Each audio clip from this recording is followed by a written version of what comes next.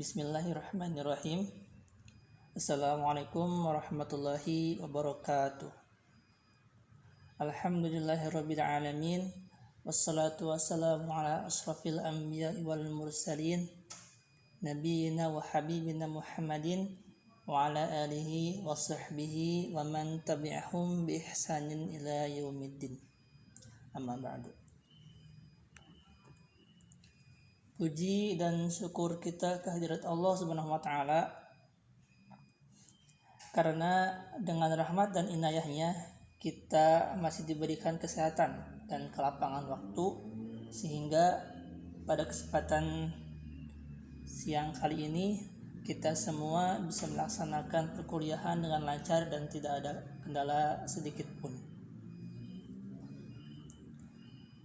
Baik teman-teman semuanya, materi perkuliahan kita pada hari ini yaitu tentang definisi syahadatain.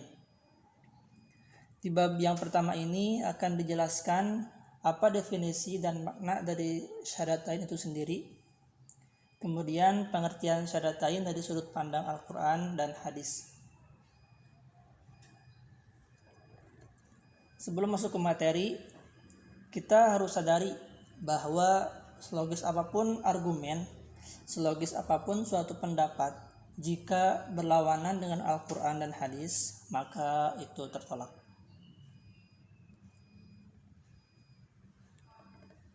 Rasulullah SAW bersabda, "Aku tinggalkan dua perkara yang kalian tidak akan tersesat selamanya jika kalian berpegang teguh kepada keduanya. Kitabullah dan sunnah Rasulullah SAW. Keduanya tidak akan berpisah hingga bertemu di telagaku." Secara lugas, hadis di atas menerangkan bahwa Rasulullah mewariskan pada umatnya dua hal, yaitu kitabullah, Al-Quran, dan sunnah Rasulullah SAW. Semua umat Nabi Muhammad bisa menjadikan keduanya sebagai petunjuk agar kita tidak tersesat selamanya, dengan syarat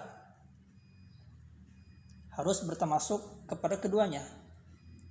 Makna dari tamasuk sendiri yakni berpegang teguh dan menggenggam kuat agar tidak terlepas.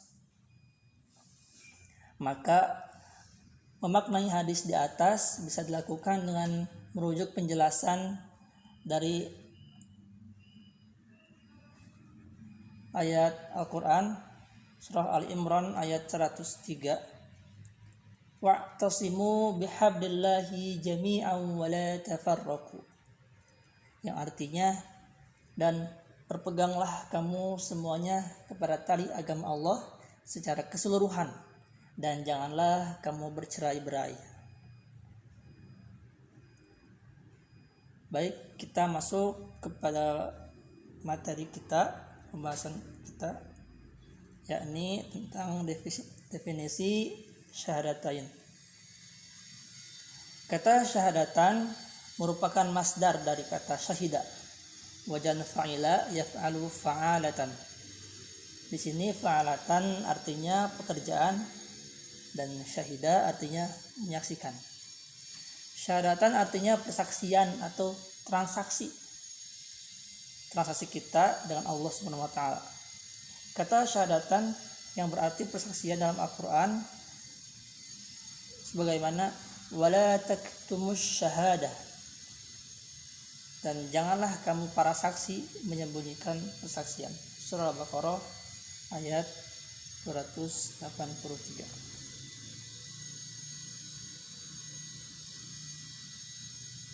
Syahadatan dalam Al-Quran di sini mempunyai dua arti. Yang pertama yaitu menurut bahasa, yang kedua yaitu menurut syar'i. Dalam menurut bahasa sendiri ada dua, yakni makna mustarak dan makna muradif. Yang menurut syar'i ada tiga. Yang pertama ikatan atau akidah, yang kedua perjanjian, dan yang ketiga yaitu kontrak sosial. Dalam Al-Quran, kalimat syahida mempunyai arti yang berbeda-beda tergantung kepada kalimat yang mengikutinya. Contohnya dalam surah Yusuf ayat 81 ini, kata syahidna di sini artinya menyaksikan. Dalam surat An-Naml ayat 32, kata tashhadun di sini artinya menghadirkan.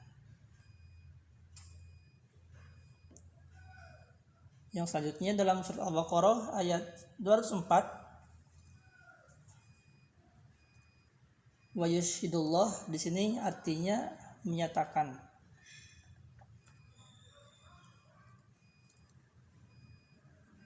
Dan yang selanjutnya surah An-Nisa, dalam surat An-Nisa ayat 166, kata yashhadun di sini artinya mengakui. Dan yang selanjutnya dalam surat An-Nisa ayat 72, kata syahidan di sini artinya mengikuti. Dan dalam surah Al-Imran di sini kata tashhadun artinya mengetahui.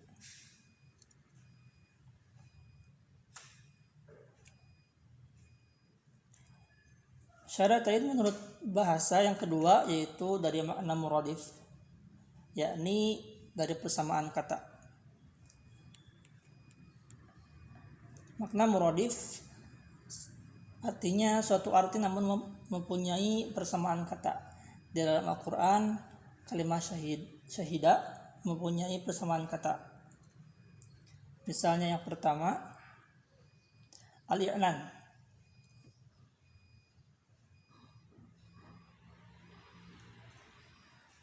atau proklamasi atau pernyataan. Proklamasi adalah pemberitahuan kepada umum seseorang yang melaksanakan syaratain, artinya dia telah memproklamasikan kepada orang lain bahwa dirinya itu seorang muslim. Artinya, ketika seseorang yang telah bersyahadat itu dia telah memproklamasikan dirinya sebagai seorang muslim, sebagai tanda atau bukti nyata bahwa seseorang itu telah menjadi seorang muslim seutuhnya.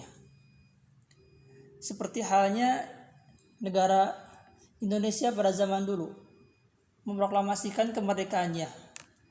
Itu artinya memberitahu kepada seluruh pelosok negeri, bahkan ke penjuru dunia, bahwa bangsa Indonesia telah sah menjadi negara yang merdeka.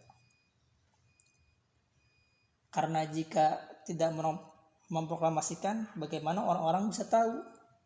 Begitupun dengan seorang muslim, bagaimana orang-orang bisa tahu bahwa kita itu seorang muslim jika tidak bersyahadat?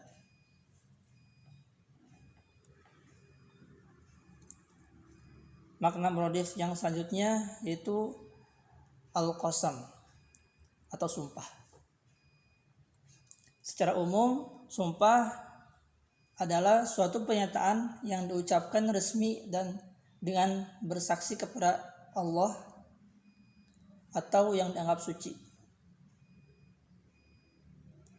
Pernyataan ini disertai tekad untuk melakukan sesuatu yang menguatkan kebenaran dan berani menderita kalau pernyataan itu tidak benar.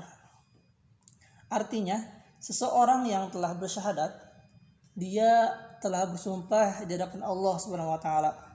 Dia telah bersumpah akan taat kepada Allah dan Rasulullah sallallahu alaihi wasallam. Dan jika dia melanggar sumpah itu, maka dia berdosa. Makna muradif yang ketiga yaitu ikrar atau pengakuan. Ikrar yaitu berjanji dengan kesungguhan hati atau pengakuan terhadap suatu kebenaran. Seperti dalam surat Al-Baqarah dijelaskan bahwa tasyahadun di sini yaitu dia berikrar. Seseorang yang telah bersyahadat artinya dia telah berikrar di hadapan Allah. Dia meyakini bahwa hanya Allah lah yang berhak disembah dan Rasulullah itu adalah utusan Allah. Dia mengakui bahwa tidak ada agama yang paling benar selain agama Allah, yakni agama Islam. Maka ketika dia berbuat kesalahan yang dilarang oleh Allah, maka itu berdosa baginya. Contoh sederhananya, dia meyakini bahwa berbohong itu dosa, tapi dalam sehari-harinya dia suka berkata bohong atau berdusta. Itu artinya ada yang salah dalam dirinya. Keyakinannya harus dipertanyakan.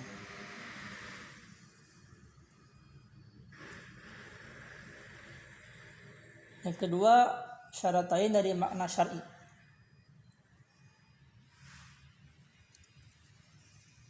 Menurut makna syar'i, syaratain adalah suatu pernyataan yang diucapkan oleh lisan, iqrar bil lisani, setelah dibenarkan oleh hati, tasdiqu bil qalbi, pada saat melaksanakan rukun syariat Islam yang pertama. Persaksian ini dilakukan ketika seorang masuk gerbang pintu Islam. Perumpamaan sederhananya seperti ini. Seperti orang yang belajar di kampus, tapi dia daftar kuliah. Dibandingkan dengan orang yang sama-sama belajar di kampus, tapi dia tidak terdaftar. Kedua orang itu sama-sama mendapatkan soal ujian, sama-sama mendapatkan pelajaran di kampus. Tapi hanya yang terdaftarlah yang akan mendapat nilai. Dan yang tidak terdaftar pun dia tidak akan dapat nilai karena dia tidak terdaftar. Dan yang terdaftar pun belum tentu lulus, apalagi yang tidak terdaftar. Artinya yang bersyahadat juga belum tentu masuk surga, apalagi yang tidak.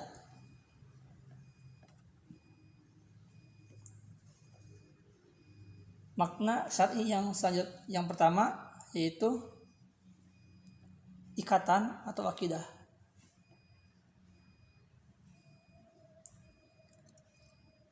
Ikatan menurut Al-Quran adalah akidah, artinya sangkutan.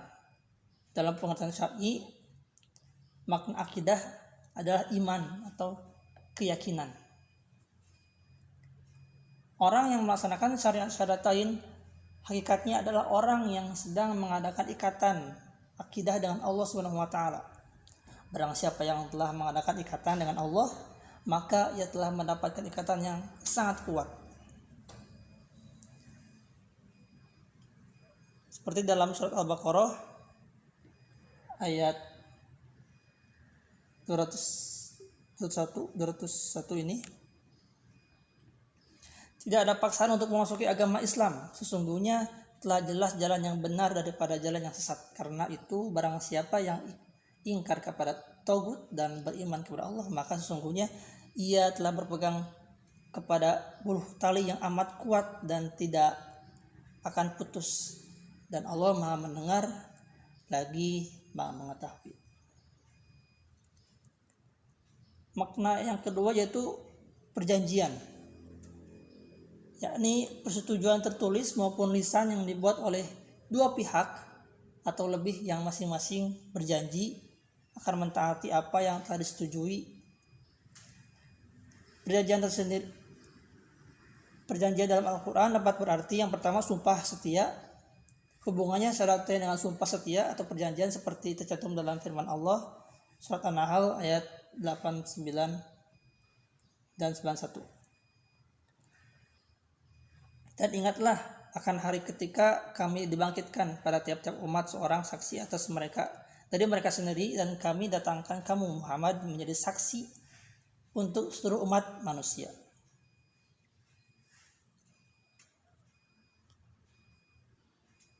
Kemudian yang kedua adalah sumpah atau janji. Sumpah adalah pernyataan yang mengandung konsekuensi hukum sebagai perisai untuk membela diri dan kesiapan untuk melaksanakan tugas dan kewajiban. Sebagaimana dalam surat Al-Qasam ayat 39 yang artinya, atau apakah kamu peroleh janji yang diperkuat dengan sumpah dari kami yang tetap berlaku sampai hari kiamat? Sesungguhnya kamu benar-benar dapat mengambil keputusan.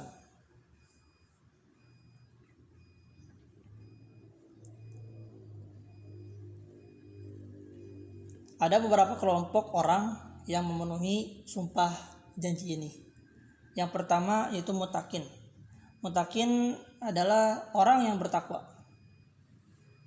Dia adalah orang yang melaksanakan perintah Allah secara sempurna dan menjauhkan larangan semua yang dilarang oleh Allah Subhanahu wa taala. Yang kedua adalah mukmin. Artinya dia orang yang percaya, yang amanah hatinya, orang yang dapat diberi kepercayaan.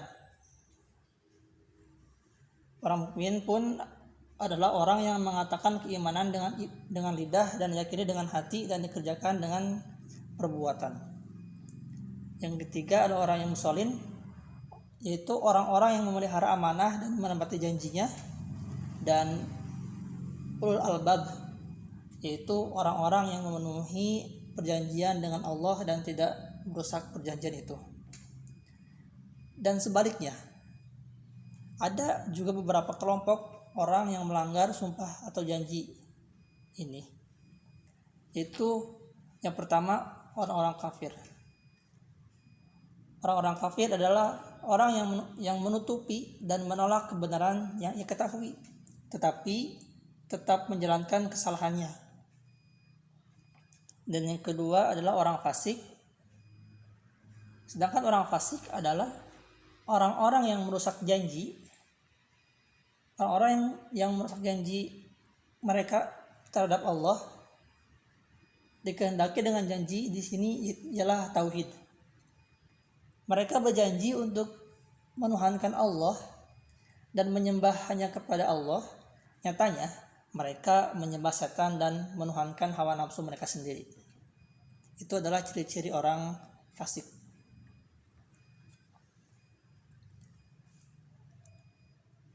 Kemudian makna yang ketiga dari makna syar'i yaitu kontrak sosial, yaitu persetujuan antara makmum atau rakyat dengan imam pemimpin untuk melaksanakan sesuatu yang dianggap benar oleh kedua pihak.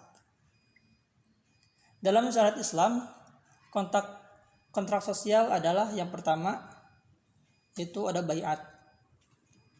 Baiat adalah pengucapan sumpah atau janji setia kepada imam atau pemimpin, atau pernyataan kesanggupan dan kesiapan taat dan patuh kepada nabi dan atau kepada imam atau khilafah selama tidak melanggar ketentuan agama.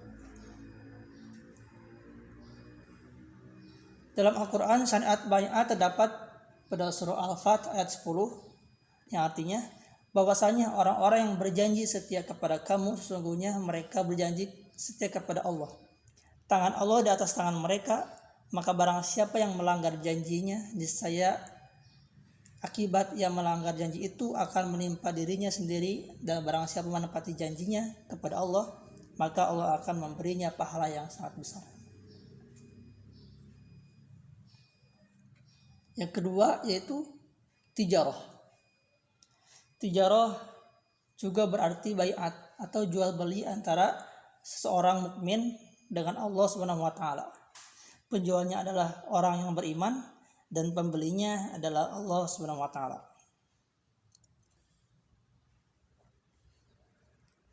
Rasulullah SAW bersabda, dari Nafi berkata, telah datang Abdullah bin Umar kepada Abdullah bin Muti. Aku mendengar Rasulullah SAW bersabda, barang siapa melepaskan tangan dari ketaatan dan menjumpai Allah pada hari kiamat tanpa hujah, dan barang siapa yang mati dan di pundaknya tidak ada baiat, maka dia mati dengan kematian jahiliyah. Hadis riwayat Ahmad dan Muslim.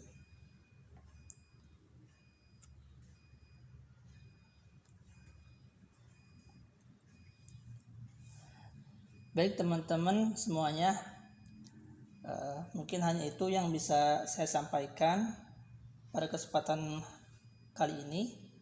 Mohon maaf atas segala kekurangannya, baik itu materi yang belum jelas maupun dari cara penyampaiannya yang belum sempurna.